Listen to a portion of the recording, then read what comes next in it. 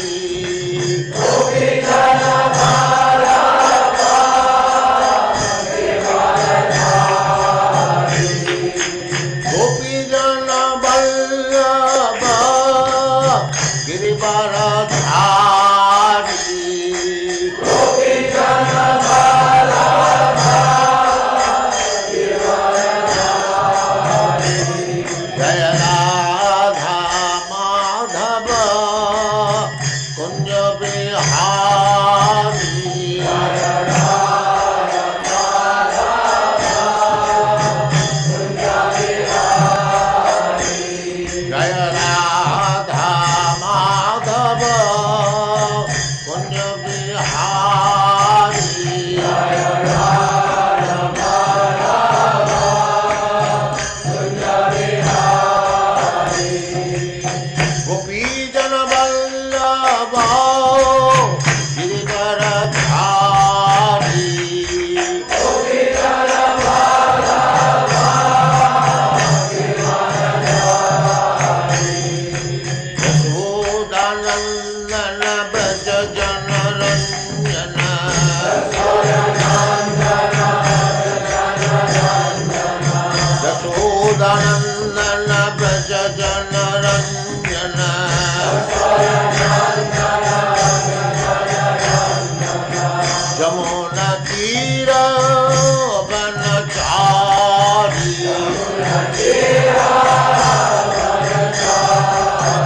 यमुना तीर वन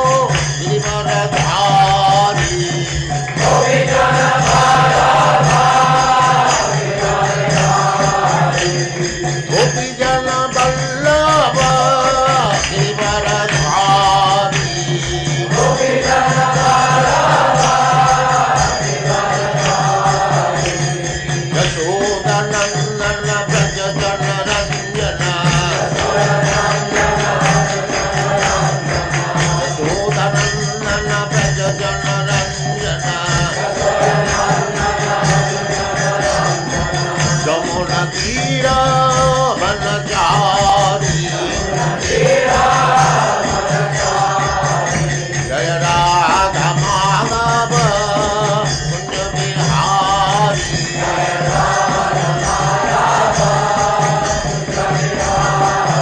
जय राधा माधव कुंज बिहारी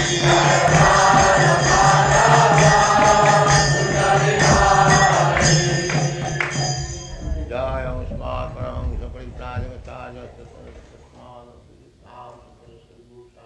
𝒄𝒉𝒂𝒏𝒕 की जय अनंत कोटि वैष्णव वृंद की जय नवाचार्य श्री रघुनाथ ठाकुर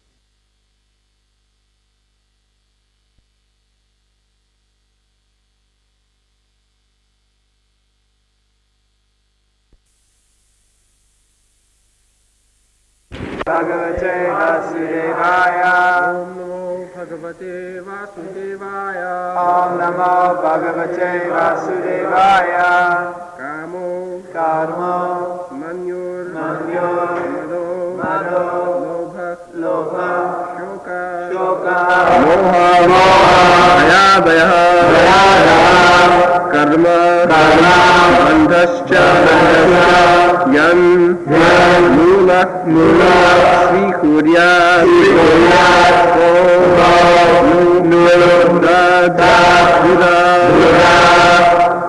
कामो मन्योर्मदो लोभः शोकमोह भयादयः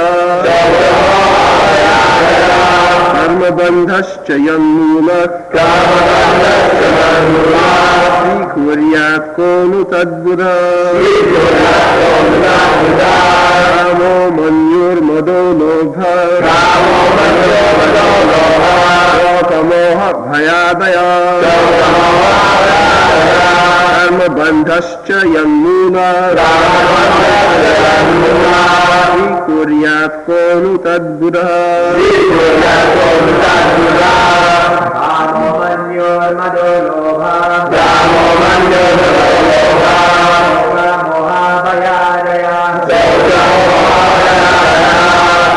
बन्धश्च यन्मूलः स्वीकुर्यात् को नु तद्बुधः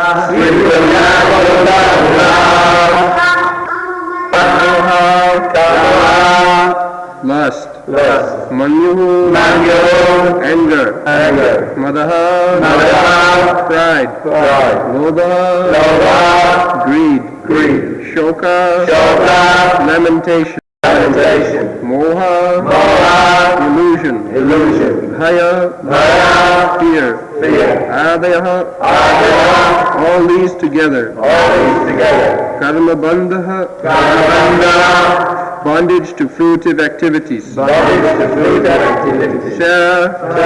end, Yanmula, the origin of which, Srikuryat, would accept, Kaha, who, no, indeed, that mind, Buddha, if one is learned. Translation: the mind is the root cause of lust, anger, pride, greed, lamentation, illusion, and fear. Combined, these constitute bondage to fruitive activity. What learned man would put faith in the mind?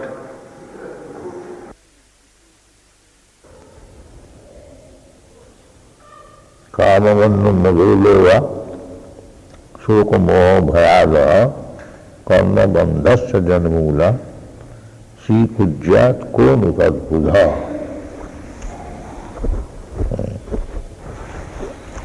So Buddha means one who is aware of everything, ज्ञानी, Buddha bhava samannita. Such Buddha, intelligent person, will not accept these base qualities. Kama, manu means greediness, lusty, mada, madness, lobha. mother, 𝒂𝒚𝒔, mother. What is mother? Madness.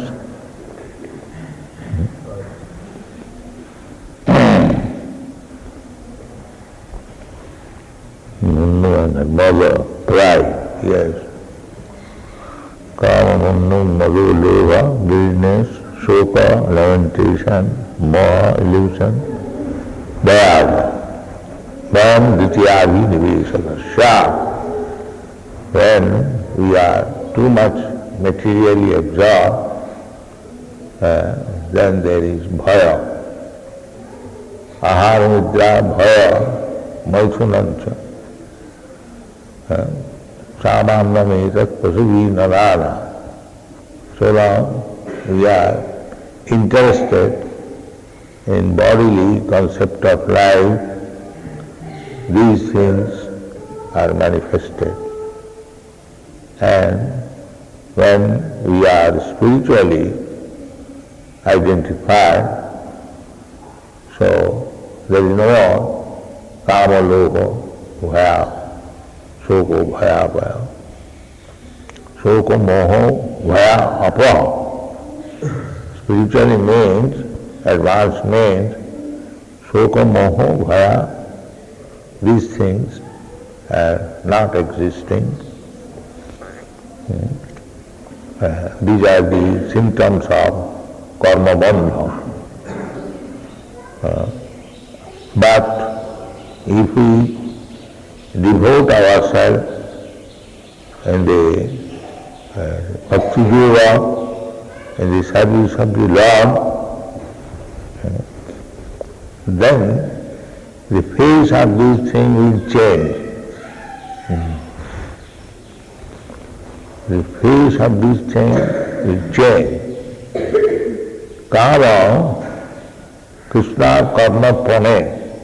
Narottam Das Thakur has advised that kāma and the desire will be transformed. How to serve Krishna? Krishna through apilachesta. The same thing, kāma means pretty activities for sense gratification, but this kāma can be utilized in Krishna's service. Just like we have constructed this temple with the enthusiasm, there must be a very nice temple for Krishna Balaram. The same desire, as somebody is willing that I must have a very big skyscraper building. So the same desire, people may ask, what is the difference between these two desires? Somebody is desiring to possess a very big house, another body is desiring to possess a very nice temple, expensive temple. So what is the difference? The difference is, one is kāma and the other is prema. That is the difference. As soon as we desire, that is natural. We cannot be desireless. That is not possible. People say that you become desireless. That is not possible. I am living being, how I can be desireless? No. That is very difficult task. If we want to become desireless, that is not possible. Klesādikatarassīsām abbhakta sattvacetasām. Desireless means your desires are suppressed by force I shall not desire. That is not possible. You have got eyes, and if you want to suppress your eyesight, I shall not see anything. Is that possible? That is not possible. Yes, I have got my eyes, but I want to see Krishna Varana. That is want. That is want. Not that, no, I shall not see. Even meditation, so called meditation, that is also saying, real meditation, seeing within. Dhyanavasthita tadgate namanusa pasyanti jam yogina. Pasyanti is the word is used. Pasyanti means sees, but within, not without. Meditation means seeing within. Not that without seeing. Concentrating the mind to see the form of Lord Vishnu. That is real meditation. And without seeing Lord Vishnu, that is creation. If you want to fix up my mind into nothing, they say nothingness, that is not possible. So you cannot be desireless. Desire means karma. You cannot be. But desire has to be purified. That is what. Kama Krishna Karmatmane. Kama should be utilized, the same desire should be utilized for Krishna's service. Then it is bhakti. Then it is prema. We sometimes mistake the activities of gopis. It appears just like lusty affairs, but actually that is not. Gopis used to dress themselves very nicely, attractively, so that Krishna may be very pleased. That was Gopi's desire. Just like in the material world, the woman dresses very nicely so that a man may be attracted upon her, and then both of them will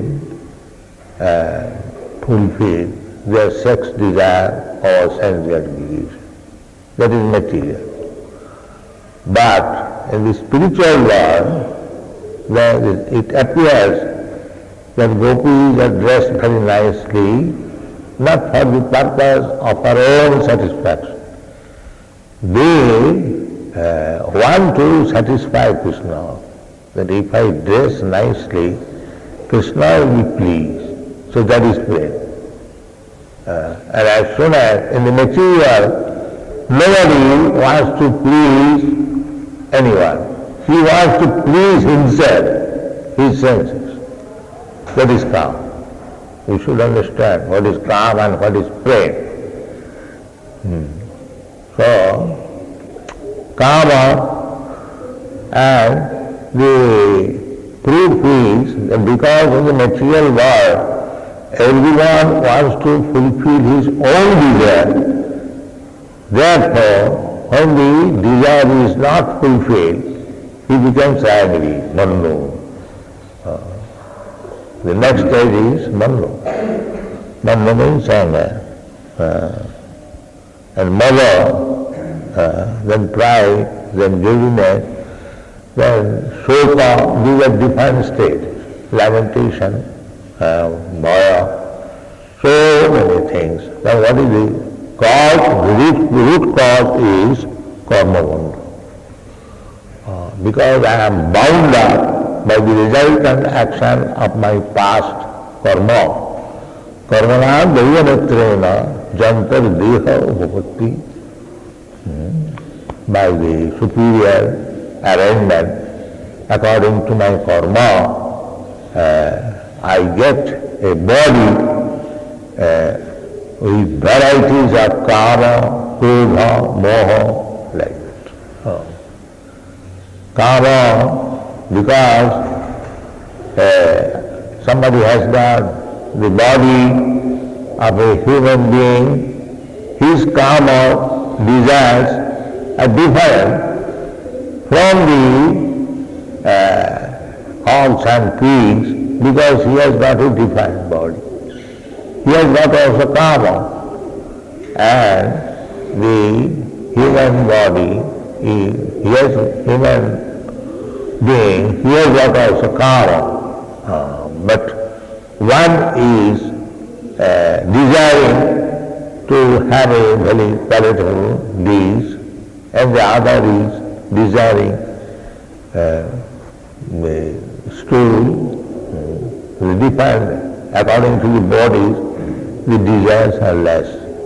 So conclusion is that when you get your spiritual body, then the desire will be different, and that is clear. Desires are really. Now the desires are designated. Because one has not a particular type of body, his desires are different from another, because another person, he has got a particular type of body. But in the spiritual world, because there is no material body, only desire is how to satisfy Krishna. Kama Krishna 𝒂𝒚𝒔. This is spiritual. Spiritual means when the center is Krishna. That is spiritual. Otherwise, it is material. That is, material means to forget Krishna and satisfy his own senses. That is material. Just like a flower, a nice flower. One is accepting this flower for satisfying his smelling power. And another is accepting the same flower with the desire that this here is a nice flower, let me offer it to Krishna.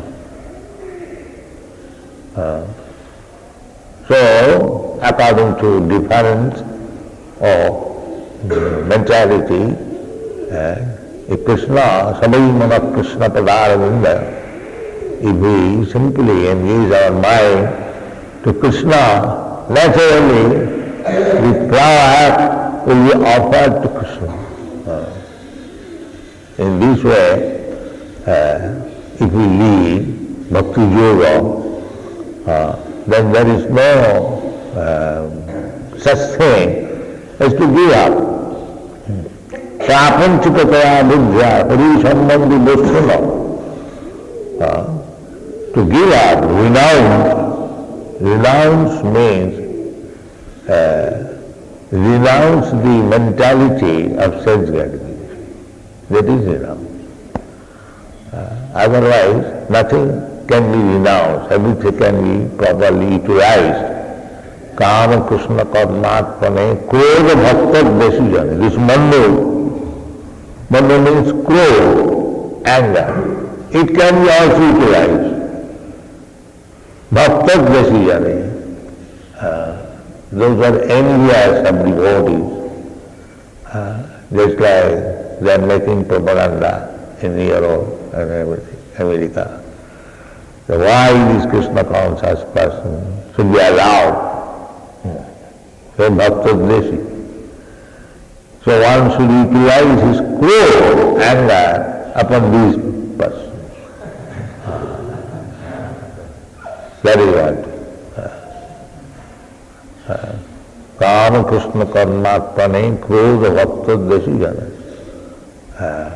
And moha, without seeing a devotee, without seeing Krishna, just like Chaitanya Mahaprabhu teaching, 𝒍𝒍𝒃 निमिषेण चक्षुषा प्राविशायितं शून्यायितं जगत्सर्वं. Which is शून्यायितं. Jagat is not Shunya. It's like we have got practical experience. If somebody beloved has died, he sees everything zero. Nothing is appealing to him. Similarly, if you have developed a love for Krishna, and if we do not see Krishna, that is Shunnayatam, Javasadvam, Govindam Virahena Vai. But a devotee and the ordinary person, if the ordinary person wants to see something, and if he cannot see, he becomes angry, because that is calm. But a devotee, he says that Krishna, although the whole world is vacant because I cannot see you, still I cannot change my mind to love you. That is, one side Shunnayatam Javasadvam, the other side 𝒍𝒑𝒂𝒚𝒔 Pinashtamam Marmahataṁ Karotiva Adarsana. You break my heart by not allowing me to see you. Still, you are my beloved worshipper of Lord. That is the difference. There is no mannu, no disappointment. Disappointment is there, but so much disappointed that broken heart. Still, he wants to love Krishna. That is pure love. Not that I have been disappointed, my heart is broken, therefore I give up Krishna. No. Still, Krishna is good. That is pure love. So we have to learn in that way. Kama Krishna. Otherwise, karma bandha. Yajñātha karma. Karma means annatra karma bandha. It is stated in the Bhagavad Gita. Yajna means Vishnu. Whatever you do, if it is for Krishna, then you are liberated. Otherwise, karma bandha. You are bound up by the laws of nature, karma bandha. So karma bandha janmudra. If we act for our sense gratification, then this kama krodha is bondage. And if we don't accept this karma bandha, then we are liberated. Very easy thing. So we have to purify our desires. Sarvapāti vinirmuktam tatparatmina nirmalam. When we give up this conception of life that I am Indian, I am Christian, I am Hindu, I am this and that, these are upadhis. So, while serving Krishna, don't come back to the upadhi platform. That we are Indians and they are Europeans, so they are taking more advantage and we are not given advantage, or vice versa. This means coming back to the upadhi. That is not the stage of devotion. We have to become free from the upadhi. I am neither Indian nor American, I am eternally Krishna's servant, that's all. Whatever Krishna orders, in whichever position he keeps me, I am his eternal servant. This is upadhi mukta nirmalam, pure stage. So when we are in the pure state, the same karma, the same mannu, the same vada, lobha, the sopa, lamentation, is by the gopis, they are lamenting. Krishna is going to Mathura, and he has gone there, then the lamentation is there. But this lamentation and our lamentation are the same. Therefore, in the beginning, the neophyte devotees, they should not try to understand the dealings of the gopis with Krishna. They should not try to understand. Unless one is free from the material concept. Sarvapādhi vinirmuktam tatparatana nirmalam.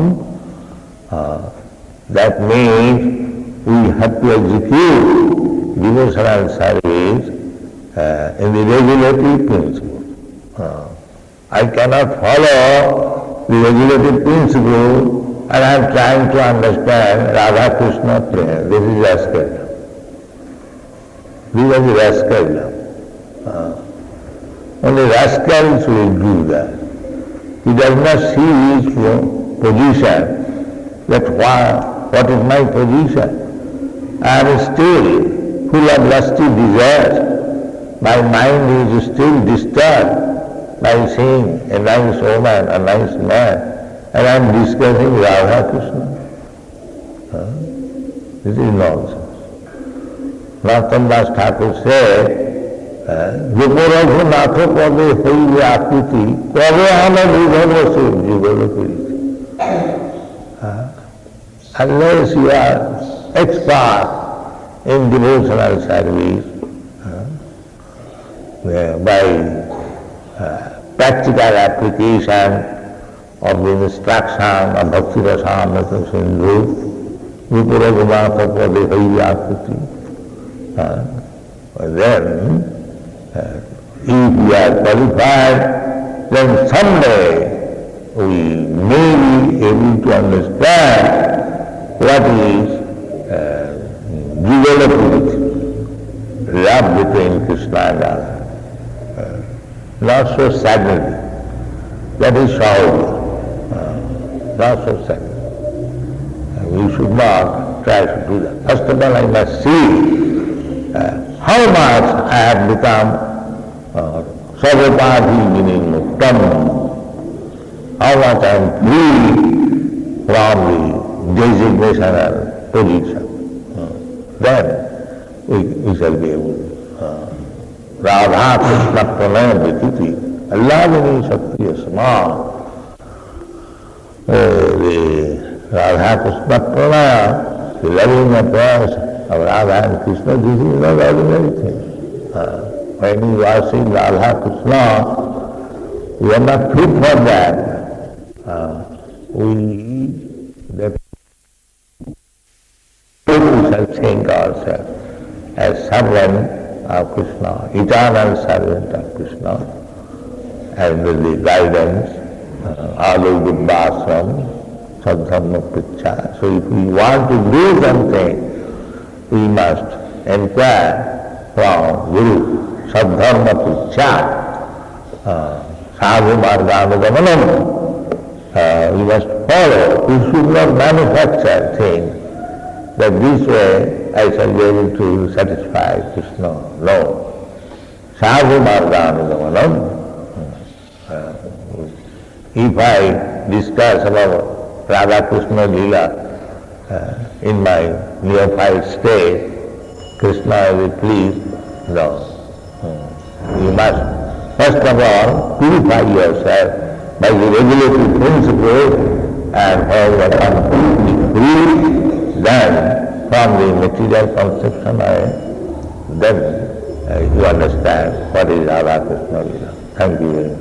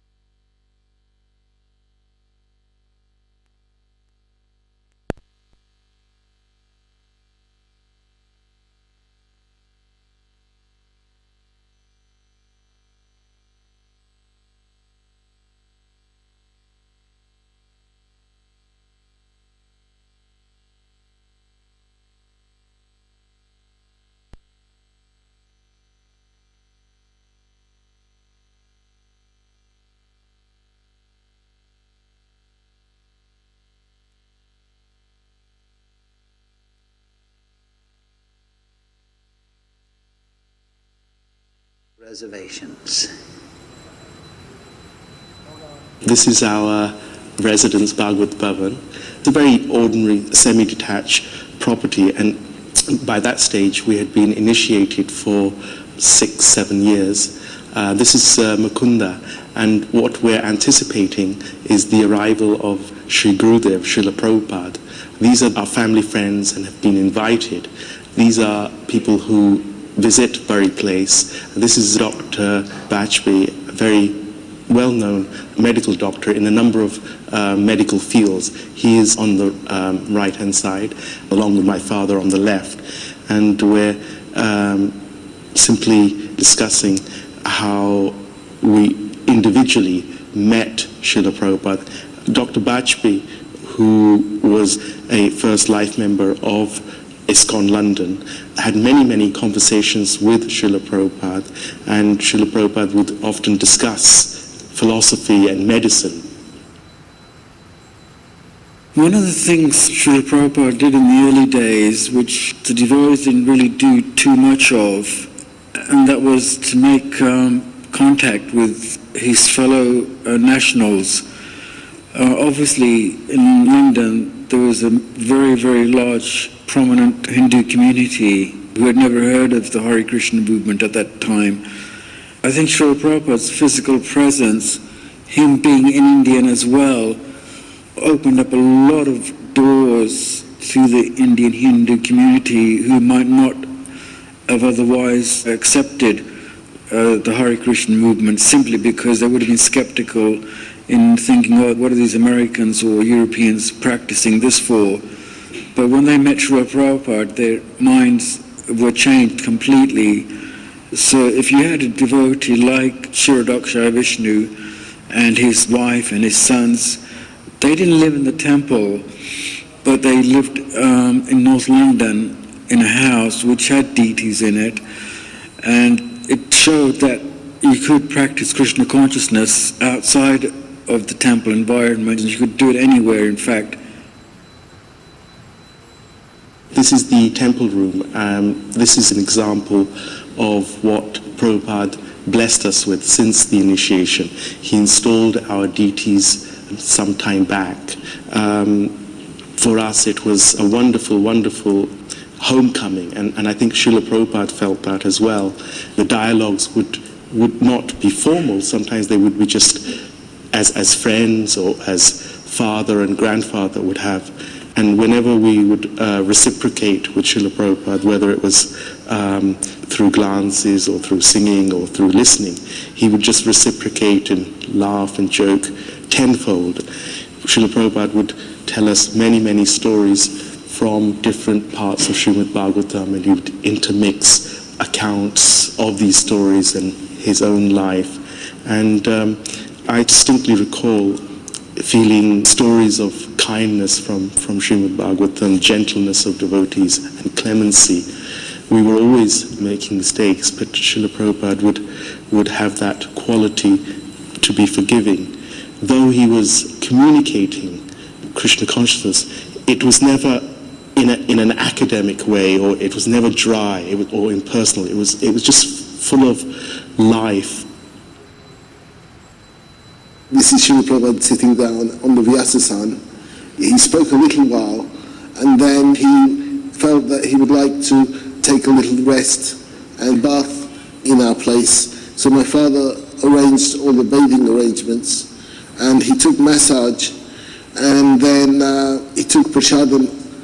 It was at that time where Srila Prabhupada asked the whole family to come into his room, and Srila Prabhupada gave my father the instruction that I want you to establish Daiva Varnashram Dharma by practical example.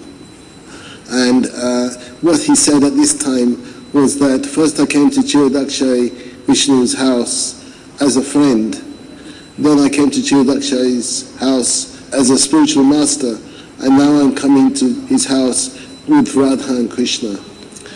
Srila Prabhupada had conquered the whole world, but he was still happy to come to an ordinary house like this and bless us with his blessings. it was amazing how Srila Prabhupada hadn't changed one iota in spite of all the opulence and the great wealth that he had acquired, but still he was always fixed in his love for his disciples.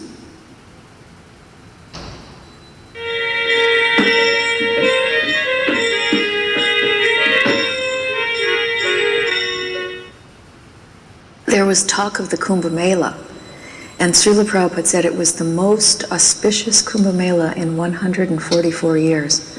And all the rishis and sages and sadhus would come from all over to attend this particular Kumbh Mela.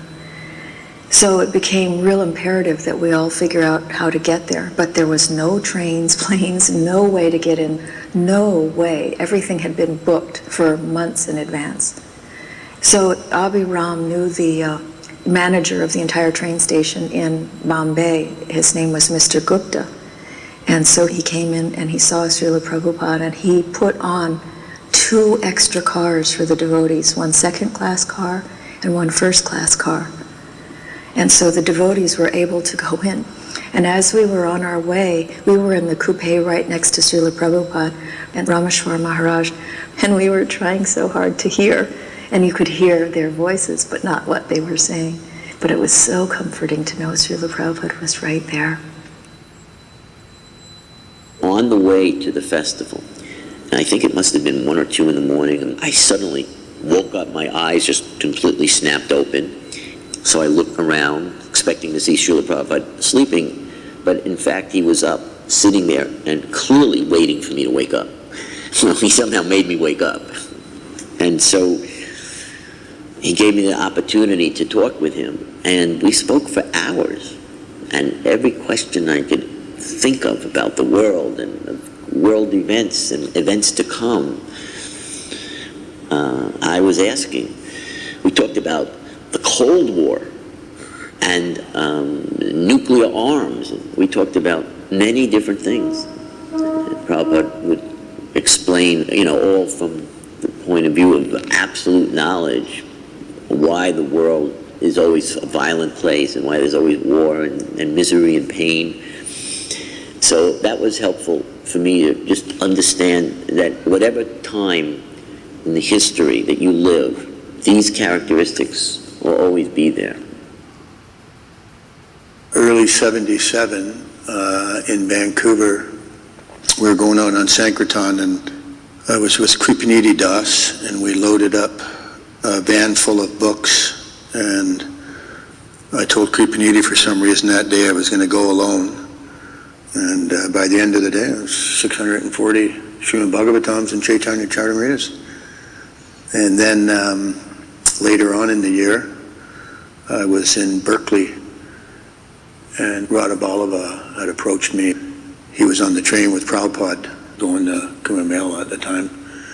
And he said that Prabhupada was very ill. He was lying down, and they showed him the newsletter of all the devotees in the temples around the world that would distribute books. And the biggest distributor would get his name underneath your temple. And Radha Ballava said that Prabhupada sat up and he pointed to my name and he said, "This is what gives me life when I see my disciples distributing my books like this." And he pointed to my name, Tota Gopinath. Every time I go to tell the story, even now, it's it makes me cry, get tears in my eyes. That's the one thing that's kept me a devotee. It's, for that 1 second, special moment when Prabhupada points to your name like that and recognizes you. When we arrived there, we were taken out to the campsite, and Srila Prabhupada was distressed by the location because it was sort of an out-of-the-way place. And so he called for the managers to come, and he really questioned why we were in this location, because he wanted to be centrally located in the middle of the action. But then at the end of their conversation, he said, "Never mind," and he just said, "I will send you to the action." And he would just send Harinam Sankirtan and book distribution parties out to the people during the day. And he wanted to make sure that there was adequate prasadam. The first day there was not proper amount of prasadam to distribute to other people. There was just enough for the devotees there. And Srila Prabhupada really stressed that that wasn't the appropriate arrangement. During the festival, I don't think we really did the things that Prabhupada was planning to do in terms of having kirtans, the big stage, and so on, because Prabhupada was, his body was becoming ill. He was manifesting symptoms of that illness that lasted for those last 6 or 7 months. And so it didn't appear that he was comfortable. It appeared that there was pain and he was just not being bothered by it because of his transcendence. So there were a lot of mixed emotions at this festival because of that. But there was a constant, non-stop parade of all kinds of people, dignitaries, spiritualists who were there and heard that Prabhupada was there and would find their way to where our tents were and just come to get Prabhupada's blessing. That was the whole purpose of this festival, is to purify yourself in these rivers, and you get the darshan of the holy men. So the people who knew, they would try to find Prabhupada.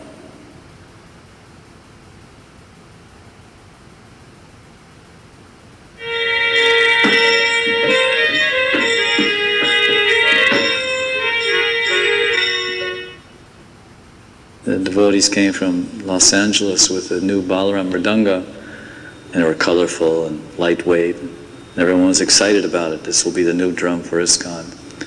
So they put it on Prabhupada's darshan desk one evening, and everyone was holding their breath. What will be the judgment?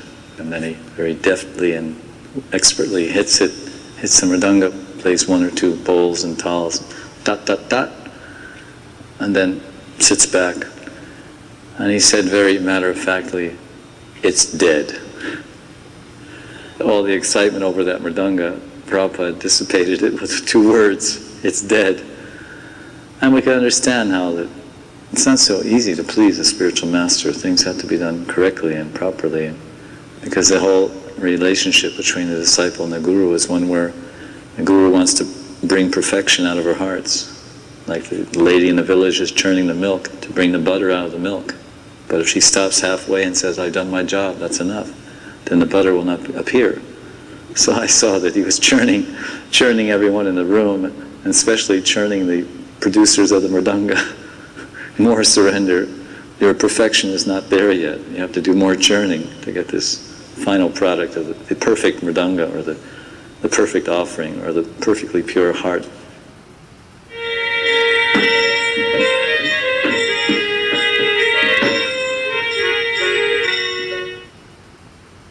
While Srila Prabhupada was in Mayapur after the Gaur Purnima festival, we arranged for what turned out to be Srila Prabhupada's last public preaching program, the Pandal program at Cross Maidan. As had been done in Delhi, we arranged prominent people to come as chief guests, but the biggest, of course, was the Chief Minister of Maharashtra, Sri S.B. Chavan. He had great appreciation for Srila Prabhupada, and he actually helped the devotees get permission to build the temple at Juhu. So Srila Prabhupada was very pleased when he came and spoke. And Srila Prabhupada also addressed him very nicely in his talk and told him that as long as we're in the material world, as long as we're in politics, there will be upheavals. But we should tolerate the upheavals and continue with our duties in Krishna consciousness. Prabhupada's health had deteriorated considerably. He had no muscular strength at that time. In Mayapur earlier, he extended his arm and sort of flapped where his arm muscles were with his hand and said, "Flat tire." So Prabhupada's health had really gone down. He was practically deposited on this asana and just was there. One night the verse was, "Hogs, dogs, camels, and asses glorify a person who has no interest in hearing about the personality of Godhead." So the disciple was reading, and Prabhupada hardly said anything. The reading was going on, but as it was going on, Prabhupada was getting more enlivened. So he would go from giving 1 sentence to giving 2 sentences and 4 sentences, and soon Prabhupada was speaking with full enthusiasm. he had so much energy. By the end of the lecture, practically Prabhupada was roaring. The theme that Prabhupada had chosen was that the material civilization, modern civilization, is total failure. Only solution is Krishna consciousness. And he was speaking on this theme. Every night, Bhavananda, I think a lot of times some others would read a text from Bhagavatam, purport, then Prabhupada would comment. And the memory I have is how strongly he was preaching, like a roaring, scaring his fellow citizens, trying to wake them up, shake them up. I don't remember any other time Prabhupada was as strongly, forcefully, emphatically making his points, reminding them, Bharata bhumite manusya janma hoila jar janma sarthaka kari kara paropakar. You are born in India. If you want to make your life perfect, don't need the life of cats and dogs. Do paropkar, take to Krishna consciousness. I was there when this play was shown here. I remember the Vaikuntha players. I remember how powerful the actor and actress. Only thing that surprised me to see Sita as an American lady, and I didn't mind Ravan being American, but I was still in the bodily concept. But the important thing was these actors and actresses were so wonderful in their acting. They really brought out the best of Ramayana. At the end, Prabhupada said that these are better than the book. Then he said something else that evening. He said, when Lord Chaitanya himself performed his plays 500 plus years ago, Sachimata, his own mother, could not recognize her own son. Lord Chaitanya, I believe, acted as Lakshmi Devi. That's the power of a strong actor who really puts his consciousness, heart and soul in the role he plays. And that's when the Lord himself assists such an actor to exhibit all the qualities of that person.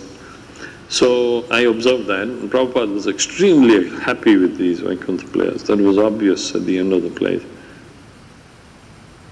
I didn't get chastised, I didn't get reprimanded for anything. He was always very kind to me. And I think that's what helped me love him more and do things more. I mean, the time that he got sick and he came to Bombay, and they wouldn't let you go into his quarters.